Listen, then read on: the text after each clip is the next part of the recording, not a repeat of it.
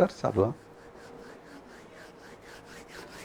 Hello friends, जैसे आप खुद देख सकते हो कि कल जो खास मैंने कहा था कि अगर मार्केट गैप डाउन नहीं हुआ 24,150 जहां पे लगभग क्लोजिंग हुई थी, उसके आसपास ही ओपनिंग हुई, तो मार्केट में ज़्यादा बड़ा मूवमेंट नहीं आएगा। मार्केट उतने तेज़ी से नीचे नहीं गिरेगा या उतने तेज़ी से ऊपर नहीं आएगा। क्यों कहा था, किस लिए कहा था, लॉजिक क्या है, ये तो मैं डिटेल में बताऊंगा ही। बट क्या मैंने यही कहा था, ये आपको देखना है पिछले वीडियो में, ताकि आपके दिमाग में बिल्कुल भी शक ना हो कि मैंने सही कहा था, गलत कहा था। तो जो हमारा 23,500 का टारगेट है, 23,500 से लेके 23,000, कितने दूर है हम इस टारगेट से? इतने इतने इतने। आपको क्या लगता है, कमेंट करके बताना, क्योंकि मैं आपको आज डिटेल में सिखाने वाला हूं या बताने वाला हूं कि हम कितने दूर है ये टारगेट से। But at the same time, अरे यार, कल हैप्पी इंडिपेंडेंस डे है, तो मैं आप सभी को स्वतंत्र दिन की लाखों ढेरों शुभकामनाएं करता हूं और ये आशा करता हूं कि जैसे हमारे पड़ोसी मुल्क जैसे बांग्लादेश, पाकिस्तान, नेपाल या अफगानिस्तान में हो रहा है, वो हमारे अपने भारत में पूरे हजारों करोड़ों साल में बिल्कुल भी ना हो। और यही चीज़ से मैं आप सभी के लिए वापस एक बार शुभकामनाएं देके अपना ये एनालिसिस चालू करता हूं।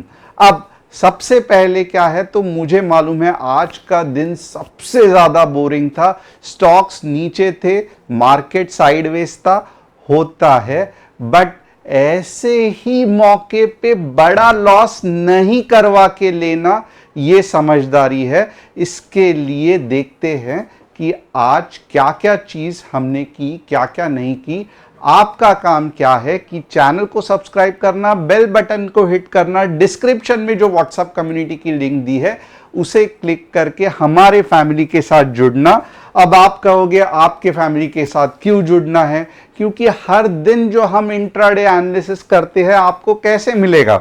तो आइए देखते हैं। वैसे तो आज कुछ खास एनालिसिस में था ही नहीं, बट आइए देखते हैं क्या टॉप न्यूज है। Adani enterprise likely to launch maiden retail NCD offering for this month. तो चलो कर्जा ले रहे हैं, अच्छा है।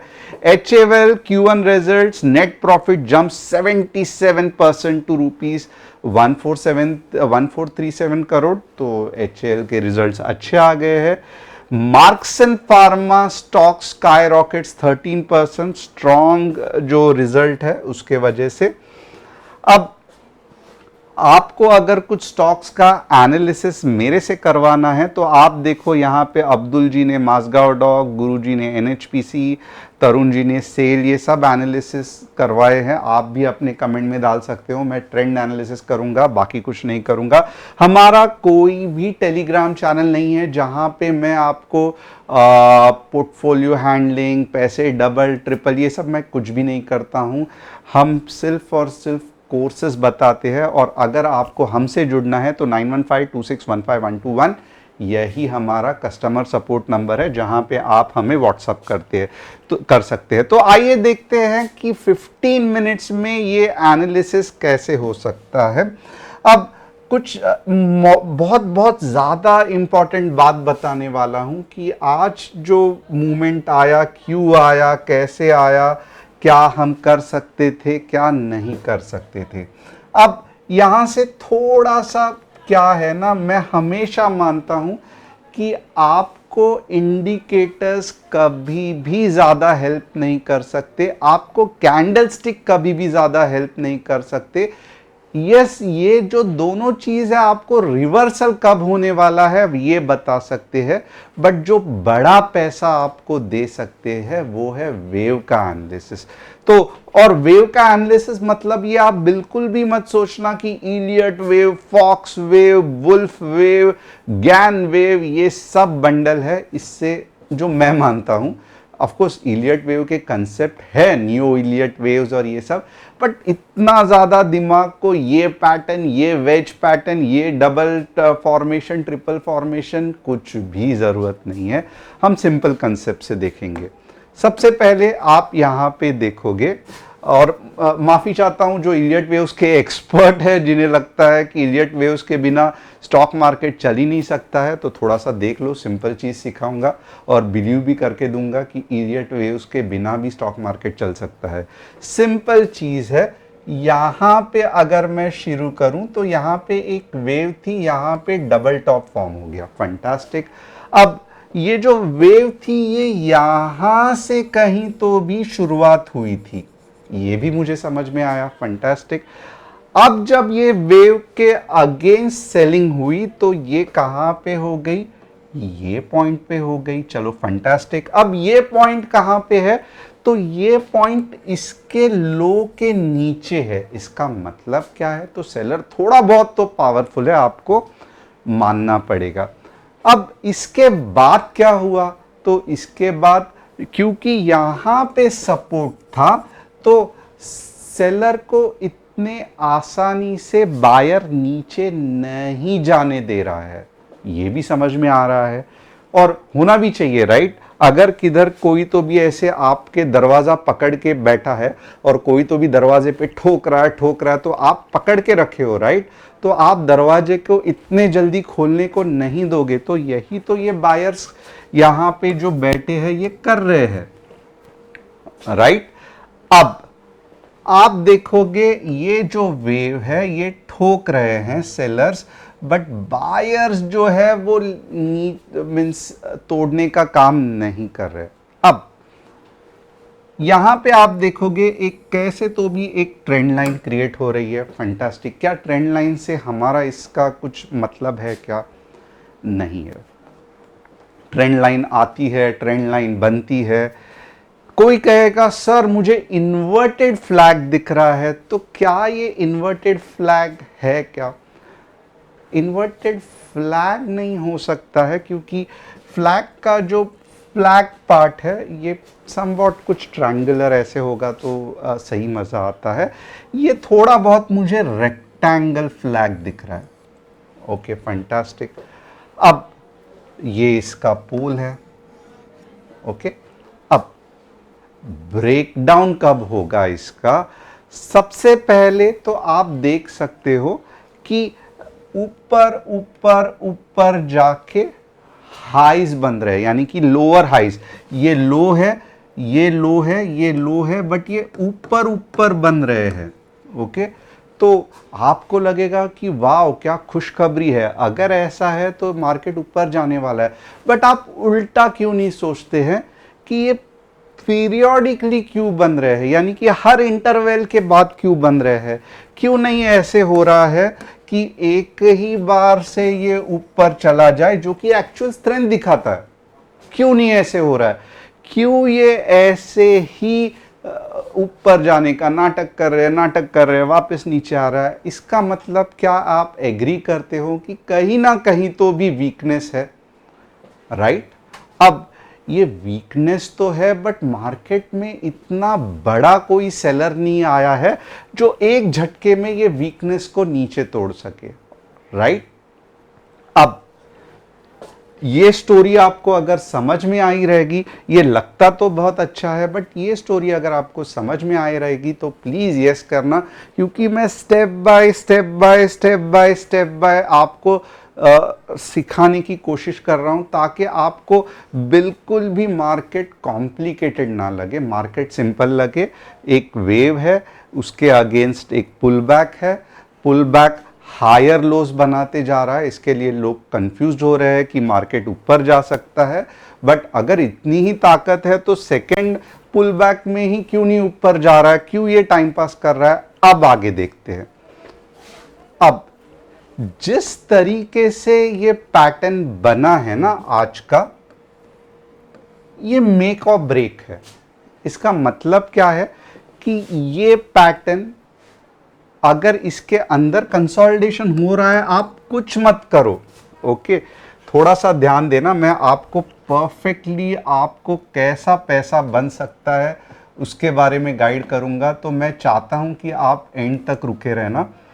आप 24,220 प्रॉपर आवरली क्लोजिंग, यहां पे कुछ भी 15 मिनट्स में मत करो, क्योंकि 15 मिनट्स का खेल खत्म हो गया है। और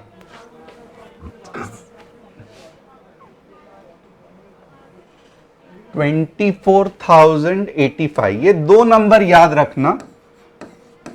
अगर 24,085 के नीचे रेड कैंडल कुछ इस तरीके से बन रही है प्रॉपर क्लोजिंग के साथ, तो आपका टारगेट क्या रहेगा? मैं कहूंगा आपका टारगेट रहेगा 2390। 100 पॉइंट्स का टारगेट दे रहा हूं, बट एक्चुअली मेरा टारगेट है मिनिमम 23,800। ओके, और अगर 24,200 के ऊपर ग्रीन कैंडल कुछ इस तरीके से बन रही है, तो मेरा टारगेट यहां पे ज्यादा नहीं है, 24,320 का है। तो होप आपको सिचुएशन पता चला रहेगा।